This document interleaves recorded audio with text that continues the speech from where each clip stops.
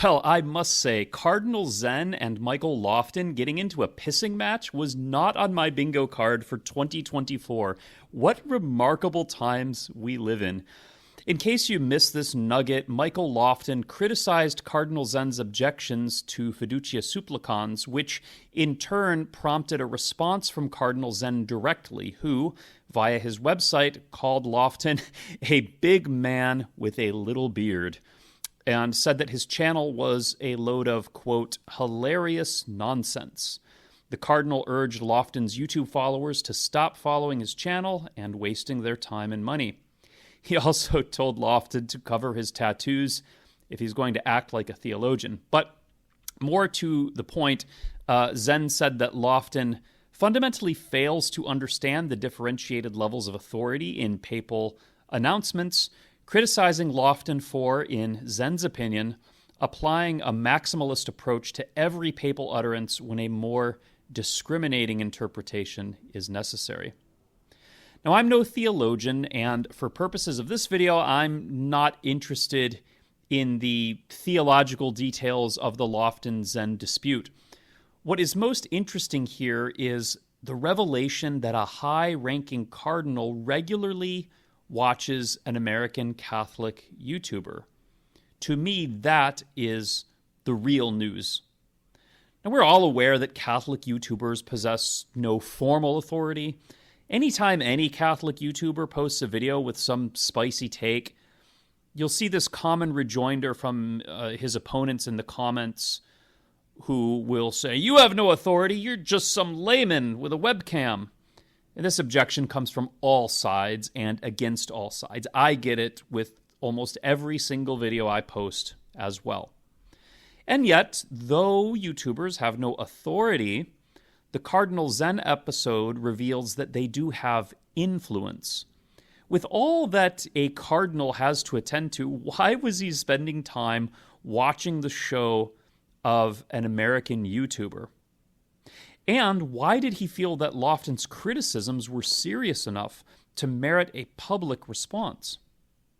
The fact is, however much certain critics like to howl to the contrary, American Catholic YouTubers do possess a considerable amount of clout, and their channels are watched by members of the hierarchy. Father Mike Schmitz and Matt Fradd are two mainstream examples of Catholic YouTubers that enjoy an institutional audience, but trad YouTube channels are also viewed on occasion by ecclesiastical prelates, even if this remains somewhat on the down low and we only hear about it through the grapevine, or on the rare occasion when some bishop boldly comments on a video under his public profile, which has happened to me on occasion and I know has happened to other trad YouTubers. This tends to happen especially with non-Western prelates whose diocesan staffs are smaller and who generally don't have qualms about sharing trad content because they're generally more based than their Western counterparts. I once had my content shared on Twitter by the official communications department of a major East Asian archdiocese. The fact is, it's only in the English-speaking West that Catholics are obsessed with differentiating between official and unofficial resources for Catholic teaching, where official denotes something that is credentialed or coming from someone in authority. This is perhaps because there's such a sea of English language content available that it is necessary to differentiate it, to apply labels so that what possesses official sanction can easily be distinguished from that which does not. But in non-Western countries, the opposite situation prevails. In these places, there's often a dearth of Catholic content, let alone good Catholic content. Catholics in non-Western countries are generally thrilled to find any reliable Catholic resources, and they are happy to use and share and promote content produced by American bloggers and YouTubers if they find that it suits their needs, even if it's not credentialed.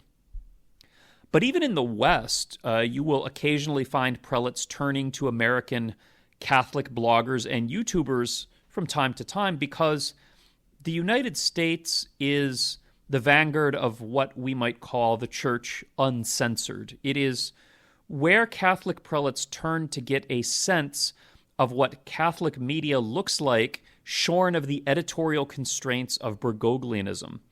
This is similar to the way that East Germans of the Cold War era used to listen to West German radio in order to get exposed to music and commentary that was being suppressed by the communist authorities. Now, American Catholic YouTube had its genesis during the relatively friendly and open pontificate of Benedict XVI.